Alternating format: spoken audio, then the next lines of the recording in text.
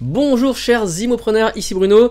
Je prends un petit thé en même temps que je vous parle. J'espère que vous êtes bien installés vous aussi devant votre écran, votre téléphone portable, votre tablette ou votre écran d'ordinateur. Aujourd'hui, je vais vous parler du principe du boulet au pied. Alors, si vous ne savez pas ce que c'est, eh bien restez avec moi.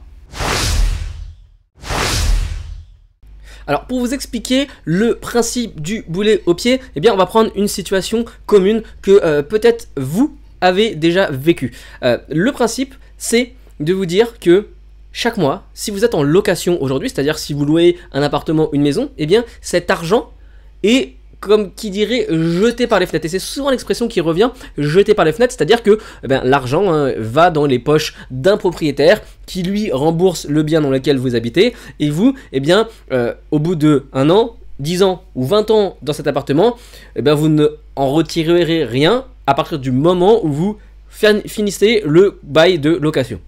Donc vraiment c'est cette notion de jeter l'argent par les fenêtres, et ça c'est normal que vous ayez déjà pensé ça, parce que c'est ce que beaucoup de gens pensent, et c'est vrai, mais attention, parce que en conséquence de cette pensée là, il y a beaucoup de gens qui vont se dire, dans ce cas là, pour éviter de jeter l'argent par les fenêtres, je vais investir dans ma résidence principale. Au moins, l'argent que vous rembourserez chaque mois, ce sera mis dans un bien qui, au bout de 20 ans, 25 ans, vous appartiendra. Et donc, vous aurez comme ça acquis votre patrimoine. Et donc, dans cet objectif de cesser de jeter l'argent par les fenêtres, vous allez à la banque et vous parlez de votre projet d'achat de résidence principale. Vous avez un petit peu évaluer le bien qu'il vous faudrait pour votre famille, ou si vous êtes seul, ce sera peut-être un petit logement, et vous proposez au banquier et vous demandez au banquier son avis pour savoir si effectivement c'est réaliste, pour savoir si la fourchette de prix que vous avez imaginée correspond. Et donc vous parlez d'un projet peut-être à 200 000 € pour un appartement dans une grande ville, assez bien placé, parce que vous avez envie d'habiter dans ce quartier-là. Et pour cette enveloppe de 200 000 € par rapport à votre salaire, le banquier vous dit que en fait vous pouvez même monter un petit peu plus. À partir de vos fiches de paye, vous pouvez aller jusqu'à 250 000 €. Alors vous ressortez de votre rendez-vous hyper content, etc.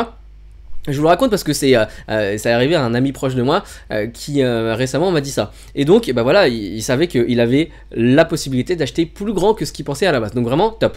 Et il a réussi à trouver un appartement qui était dans les alentours de 250 000 €. D'ailleurs ça l'a bien aidé parce que ça lui a permis d'avoir vraiment l'appartement coup de cœur. Alors le bien était déjà tout refait, donc parfait, parce que lui il n'avait pas envie de faire les travaux, donc nickel. Et puis comme ça il aura son logement, il arrêtera de jeter l'argent par les fenêtres tous les mois.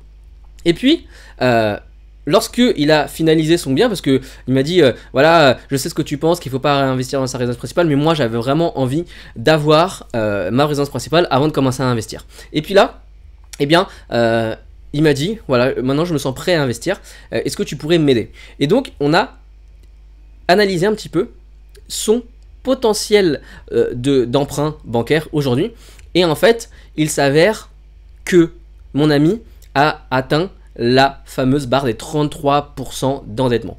Le calcul vous le connaissez, si vous ne le connaissez pas encore, je vous invite à regarder d'autres vidéos sur YouTube de moi ou d'autres personnes, ou d'autres articles, c'est très bien expliqué, c'est assez facile, la règle des 33%, la sacro-sainte règle mise en avant si souvent par les banquiers. Donc mon ami a atteint cette barre des 33%. En fait, ce que le banquier lui avait dit, c'était qu'il pouvait emprunter plus pour atteindre justement cette barre des 33%. Et là, j'ai eu le mauvais regret de lui dire que malheureusement, ça allait être assez compliqué d'avoir un projet locatif maintenant, tout de suite, quelques mois après avoir fait son achat de résidence principale, parce que il était plafonné avec ces 33%. Et pour un premier investissement locatif, c'est jamais très bon. Bien sûr, vous allez voir, et effectivement, c'est le cas de nombreux investisseurs, de nombreux immopreneurs, Lorsque l'on a déjà réalisé plusieurs investissements, on peut dépasser ce 33% parce que on a réussi à prouver que l'on sait investir dans du locatif. Mais lorsque c'est le premier investissement, c'est souvent quelque chose qui va freiner. Donc, moi ce que je voudrais vous dire, c'est que aujourd'hui, si vous décidez d'investir dans votre résidence principale, d'acheter votre résidence principale, faites attention au principe du boulet au pied. Pourquoi? Parce que c'est exactement ce qui est arrivé à mon ami. Son bien en résidence principale est parti d'une très bonne intention, arrêtez de jeter l'argent par les fenêtres, mais au final, il s'avère que c'est un boulet au pied pour réaliser des futurs investissements locatifs. Donc ça, c'est vraiment la base. Malheureusement, c'est aujourd'hui ce que 70% des gens pensent et font, et peut-être que si vous me regardez jusqu'à maintenant cette vidéo, si vous écoutez cette leçon jusqu'à maintenant, c'est que vous avez subi ça également, et qu'aujourd'hui vous vous dites, bah mince, effectivement, je me reconnais dans ce que tu dis Bruno, j'ai investi dans ma résidence principale et maintenant je me sens bloqué alors que je voudrais réaliser un investissement locatif. Donc pour vous qui n'avez pas encore acheté votre résidence principale, faites bien attention. Comment vous pouvez faire? Premièrement, essayez de ne pas aller à votre capacité d'emprunt maximum. Ça, c'est vraiment la première chose. Essayez de vivre en dessous de vos moyens, c'est-à-dire que c'est toujours mieux d'avoir une petite capacité par la suite pour emprunter, notamment pour faire du locatif, que d'être vraiment au taquet à chaque fois. La deuxième chose, c'est qu'il faut également toujours voir si c'est plus intéressant d'acheter dans la ville où vous êtes par rapport à louer. Ok, je reprends mon ami, il est en fait dans une grande agglomération à Lyon, pour ne pas le citer. Et en fait, il s'avère que dans des grandes villes comme cela, c'est parfois délicat de trouver un bien qui va correspondre à son envie. Voilà, il a besoin, il est tout seul, mais il a besoin de minimum 40 mètres carrés pour se sentir bien. Et donc, c'est vrai que à Lyon, avec un prix moyen au mètre carré entre 4 000 et 5 000 euros, il n'a pu trouver que quelque chose aux alentours de 250 000 euros. Et ça lui a totalement grévé sa capacité d'emprunt par la suite. S'il avait loué, lui, il avait un autre logement avant, peut-être que cette capacité là, il aurait pu la garder en restant locataire, mais en investissant dans une autre ville qui soit plus rentable. Et c'est toujours ce disconnect qui est difficile à comprendre. Les gens se disent, oui mais moi j'en ai vraiment marre de jeter l'argent par les fenêtres, donc je ne veux pas rester locataire. La chose est, avec cette capacité d'emprunt, restez locataire parce que peut-être que ça vous permet d'être plus flexible aussi, et investissez à côté. Ça a pour objectif d'avoir le même résultat, c'est-à-dire de construire un patrimoine.